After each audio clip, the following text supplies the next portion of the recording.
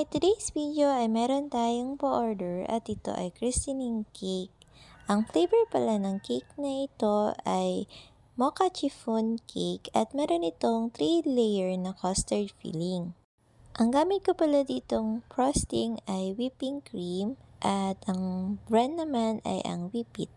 Sa frosting naman ito ay pinatakan ko lang ng konting patak ng red color na Chef Master.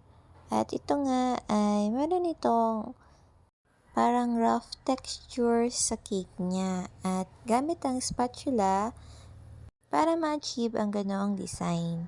At bumili rin ako sa Shopee nitong cute na butterfly para sa cake topper. At nilagyan ko rin ito ng mga gold ball topper at ang kanyang topper na Happy Christening. Printan ko rin siya ng kanyang name at nilagyan ng judges on top.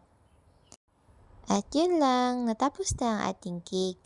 Pagka-pick up ka ng cake ay pinuntahan ko naman itong aking mini garden na onion leeks at ito ay located lang sa aming rooftop.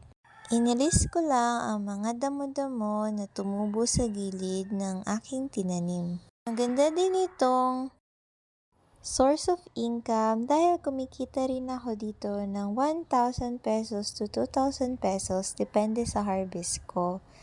At yun ay per month.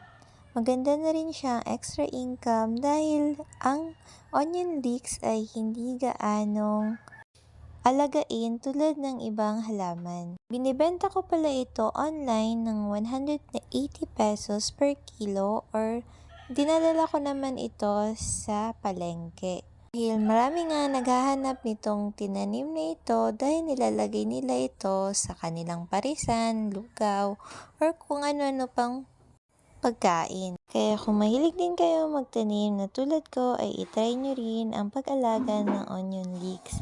At yun lang, thank you for watching!